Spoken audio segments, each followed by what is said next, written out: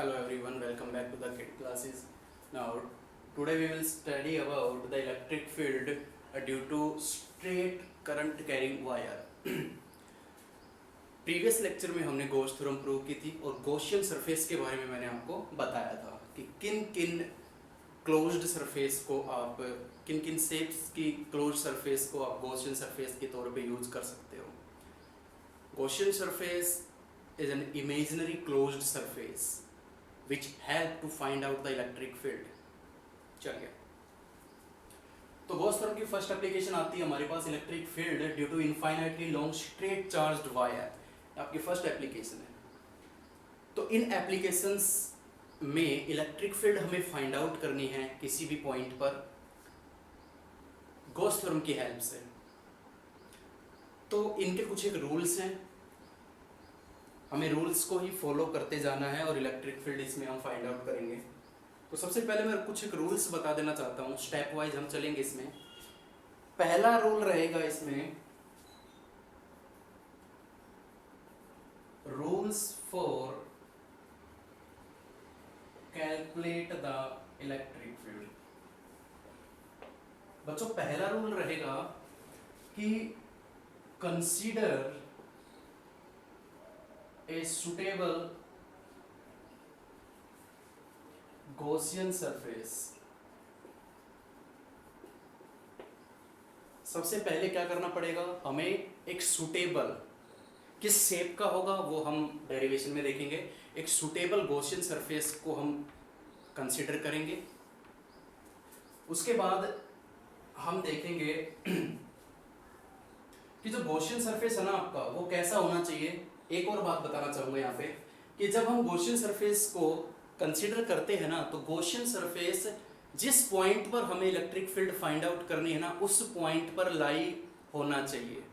यानी Gaussian surface के plane के ऊपर, सरफेस के ऊपर उस पॉइंट को लाई होना चाहिए. वो आपको क्लियर हो जाएगा जब मैं इसका डायग्राम बनाऊंगा, तो आपको सारी बातें क्लियर होती चली जाएंगी. तो सबसे पहला स्टेप रहेगा हमारा कि एक गॉसियन सरफेस हम लेट करेंगे.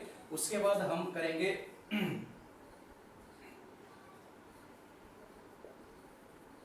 Consider a small area element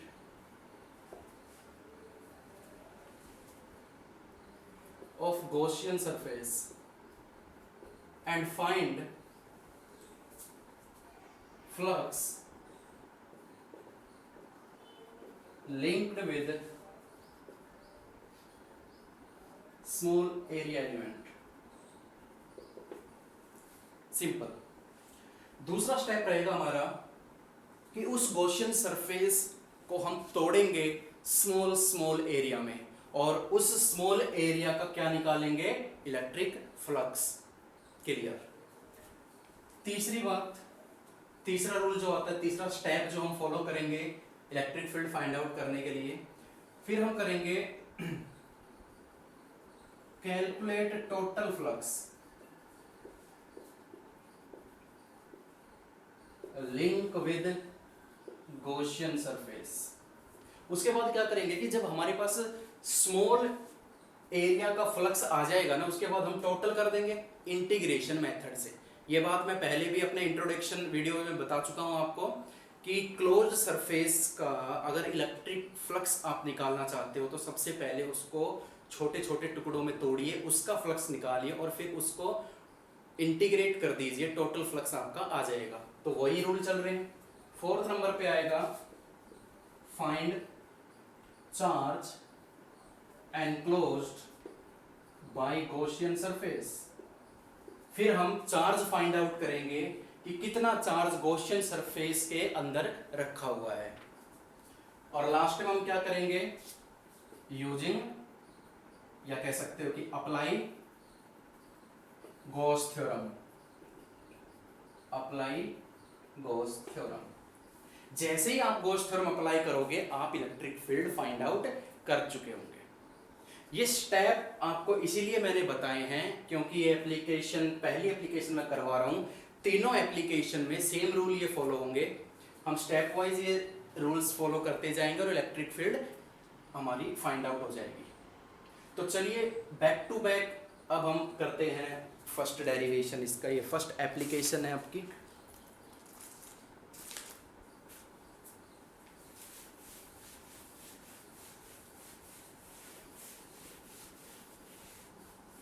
देखिए थोड़ा ध्यान से देखना।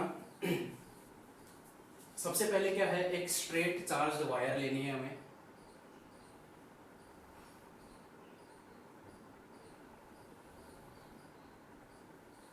ये एक स्ट्रेट चार्ज वायर ली है मैंने, इनफाइनाइटली लॉन्ग है, इसका मतलब मैं अभी बताता हूं। और कुछ दूरी पर यहां पर एक पॉइंट है P, जिसका डिस्टेंस कितना है यहां से R।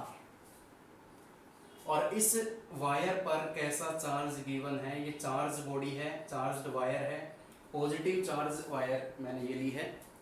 और इसके पास एक पॉइंट लिया है P नाम का। इस वायर की वजह से इस पॉइंट P पर, जो कि R डिस्टेंस पे रखा हुआ है, इलेक्ट्रिक फील्ड फाइंड आउट करनी है। ये आपका क्वेश्चन है, ठीक है। आपको चार्ज डिस्ट्रीब्यूशन दे दिया गया, आपको पॉइंट दे दिया गया, डिस्टेंस दे दिया गया, और आपसे पूछेगा electric field using Gauss theorem. तो देखिए किस तरीके से करेंगे। तो सबसे पहला स्टेप हमारा क्या था, सबसे पहला स्टेप था कि हमें गॉसियन सरफेस सेलेक्ट करना है। अब मेरी प्रीवियस वीडियो में आप जाकर देखोगे कि मैंने स्ट्रेट वायर के लिए यानी लीनियर चार्ज डिस्ट्रीब्यूशन मटेरियल के लिए कौन सा गॉसियन सरफेस सेलेक्ट किया था कल। गॉसियन सरफेस सेलेक्ट करने की प्रॉपर्टीज मैंने क्या बताई थी कि उसमें इलेक्ट्रिक फील्ड सिमेट्री होनी चाहिए और एंगल की सिमेट्री होनी चाहिए। मतलब इलेक्ट्रिक फील्ड हर एक पॉइंट पर इक्वल होनी चाहिए, सेम होनी चाहिए, और एंगल भी सेम होना चाहिए इलेक्ट्रिक फील्ड और एरिया वेक्टर के बीच में। तो वहां से आप पता कर सकते हो, या फिर देखिए कि मान लीजिए, चलो ठीक है, दोबारा से मैं गॉसियन सरफेस बताने लग गया तो बहुत लंबा हो जाएगा। आप प्रीवियस वीडियोस जाके देख सकते हो कि गॉसियन सरफेस की क्या क्या प्रॉपर्टीज है, किन किन मटेरियल को मैंने गॉसियन सरफेस के फॉर्म में लिया है और किन किन को नहीं लिया, ठीक है। तो देखिए अब R डिस्टेंस पे आप जितने भी पॉइंट्स लोगे सभी बराबर बराबर दूरी पे होंगे। तो हमने क्या एज्यूम किया था, किस तरीके का गॉसियन सरफेस लीनियर वायर के लिए होता है, सिलेंड्रिकल।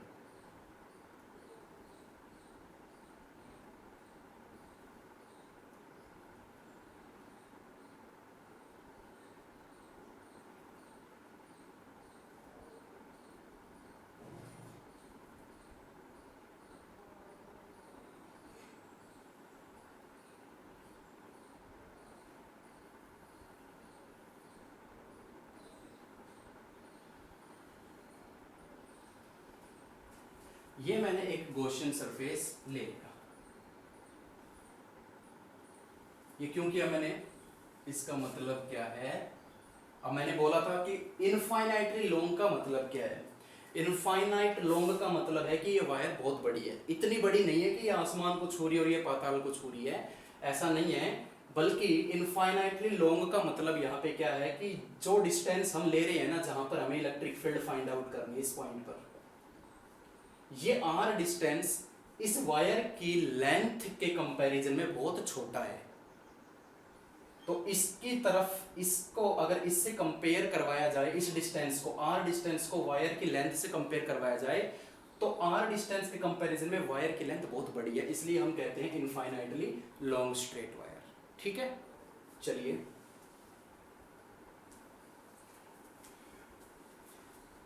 पहला स्टेप हो गया, ठीक है, गॉसियन सरफेस हमने सिलेक्ट कर लिया। दूसरा स्टेप क्या होता है,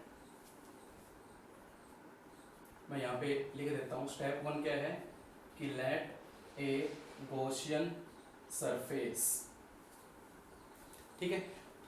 गॉसियन सरफेस में मैंने एक बात बताई थी कि गॉसियन सरफेस जहाँ भी लोगे वो पॉइंट के ऊपर लाई करना चाहिए। तो देखो ये P पॉइंट गॉसियन सरफेस के ऊपर ही आ रहा है, ठीक है, वो भी सुटेबल हो गया। अब बात आती है दूसरे स्टेप की।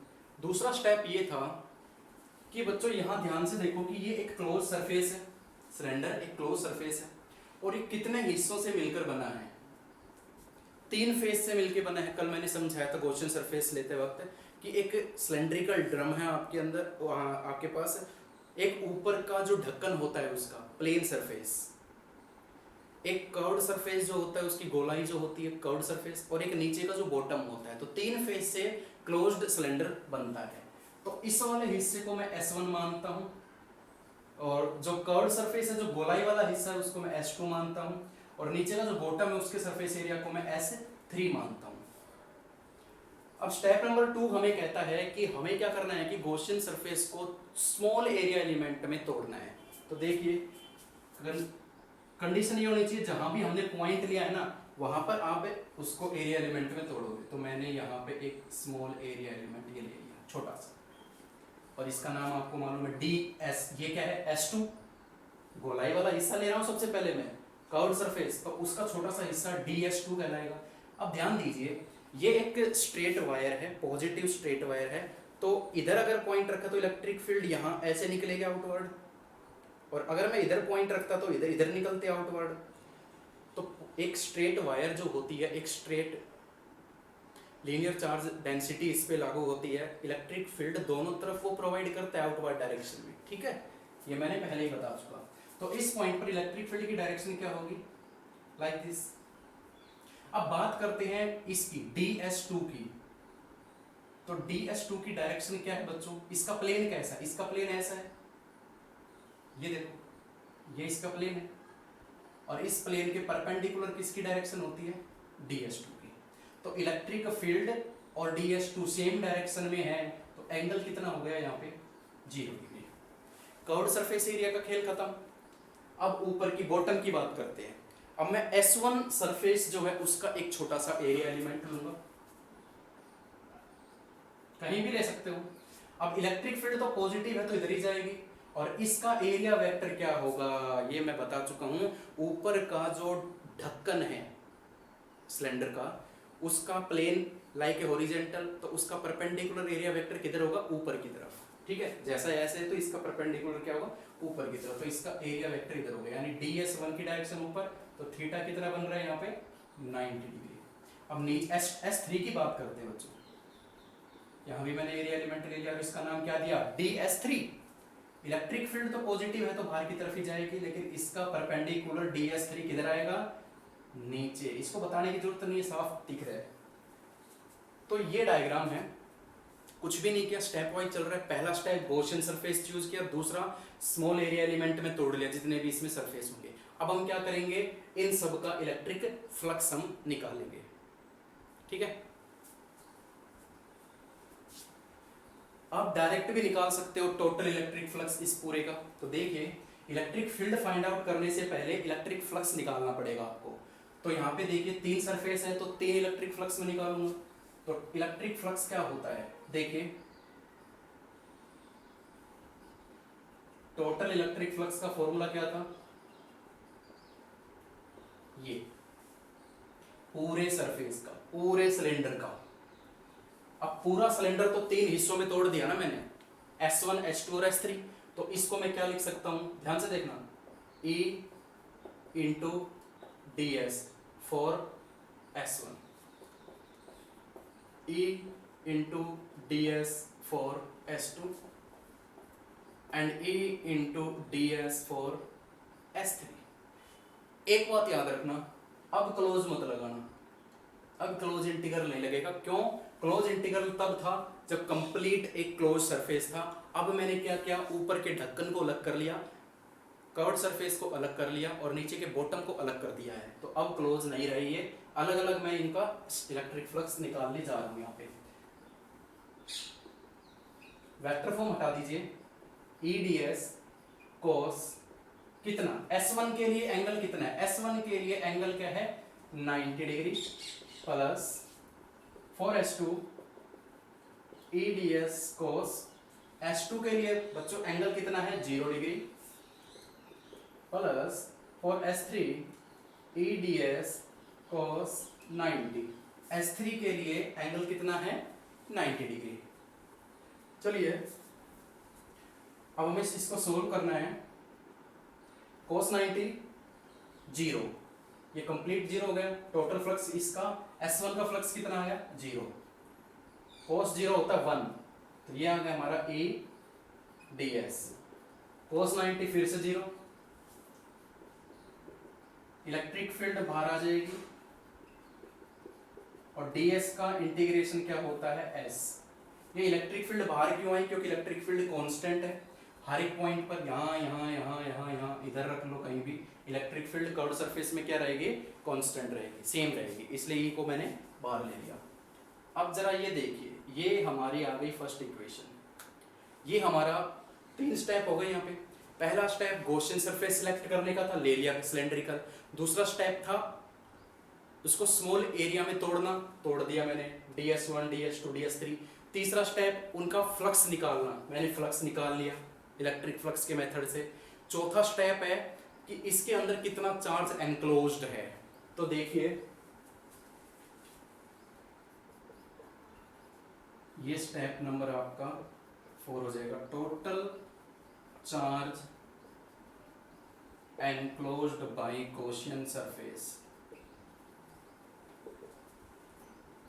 कैसा सरफेस लिया है, कैसी चार्ज डिस्ट्रीब्यूशन है? लीनियर चार्ज डिस्ट्रीब्यूशन, क्योंकि एक स्ट्रेट वायर है और स्ट्रेट वायर पे चार्ज डिस्ट्रीब्यूशन कैसा है?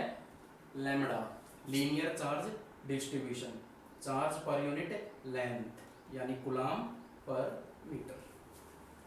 अब जरा याद कीजिए कि स्ट्रेट वायर में कौन सी चार्ज डिस्ट्रीब्यूशन मैंने ली है? यहाँ पे स्ट्रेट वायर चार्ज यानी लीनियर चार्ज डेंसिटी। तो लीनियर चार्ज डेंसिटी का फॉर्मूला क्या था? Lambda is equal to charge per unit length, यानी एक यूनिट लेंथ पर कितना चार्ज डिस्ट्रीब्यूट होगा? लैम्डा। तो टोटल चार्ज कितना हो जाएगा? यहां से क्रॉस मल्टीप्लाई करूंगा तो लैम्डा एल। ये आ गया आपका टोटल चार्ज एनक्लोज्ड, कि इस गॉसियन सरफेस के अंदर कितना चार्ज लिया गया है? Lambda L. बड़ा सिंपल स्टेप था, पहले कर चुके हैं ये चार्ज डेंसिटी। सरफेस 2 डायमेंशन है तो surface charge density straight wire type में है तो लीनियर चार्ज डेंसिटी, 3 डायमेंशनल में है तो वॉल्यूम चार्ज डेंसिटी, इस तरीके से ली जाती है। अब लास्ट और final step, apply Gauss theorem. Apply step number 5, apply Gauss theorem. Gauss theorem क्या होती है कि total flux is equal to Q upon epsilon naught. याद करो, ये फ्लक्स निकाला हमने फ्लक्स वाले मेथड से, हमारी मेहनत से, और एक फ्लक्स मिलता है according to Gauss theorem, free में देती है हमें। अब हम क्या करेंगे कि जो मेहनत से फ्लक्स निकाला है और जो फ्री में फ्लक्स मिला है उनको कंपेयर कर देंगे। तो देखिए, कंपेयर फर्स्ट एंड सेकंड।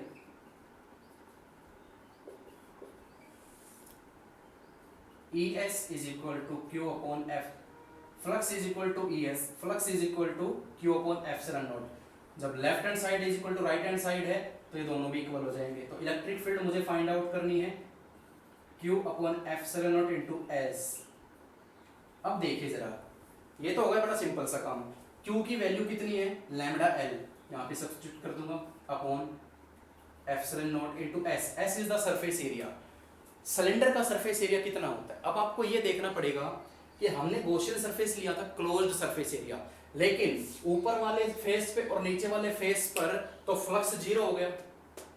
बचा कौन सा?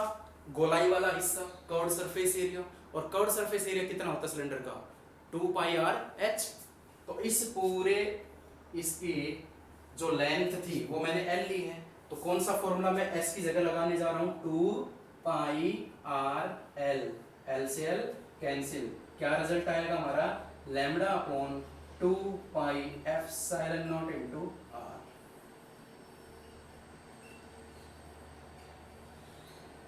This is the electric field due to long infinitely straight wire. बहुत ही सिंपल, बहुत ही सिंपल, आपको स्टेप्स फॉलो करने हैं, that's all. Gaussian surface select किया, हर एक फेस को छोटे हिस्सों में तोड़ा, फ्लक्स निकाल लिया। फ्लक्स आने के बाद में टोटल चार्ज डेंसिटी का यूज करते हुए मैंने टोटल चार्ज फाइंड आउट किया, और लास्ट में क्या किया? गॉस थ्योरम को अप्लाई कर दिया। कंपेयर करते ही इलेक्ट्रिक फील्ड हमारे सामने आ जाएगा। यही 5 स्टेप आपको तीनों एप्लीकेशंस में यूज करने हैं, ठीक है। अब आती है बात इसके रिजल्ट की। तो रिजल्ट देखिए, रिजल्ट में हमें क्या मिलता है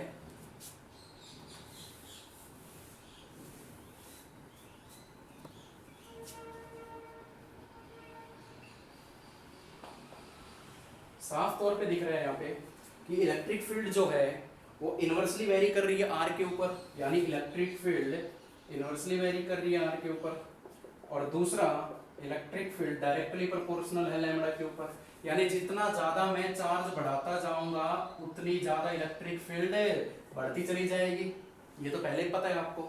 और दूसरा ये है कि अगर मैं इस पॉइंट को और ज्यादा डिस्टेंस पे रखता जाऊंगा तो इलेक्ट्रिक फील्ड भी कम होती चली जाएगी। ये दो इंपॉर्टेंट रिजल्ट आपको याद रखने हैं। अब अगर आपसे पूछा जाए कि draw the graph between the electric field versus the distance, तो आपको मालूम है कि इनवर्सली है, और इनवर्सली कर्व कैसा बनता है,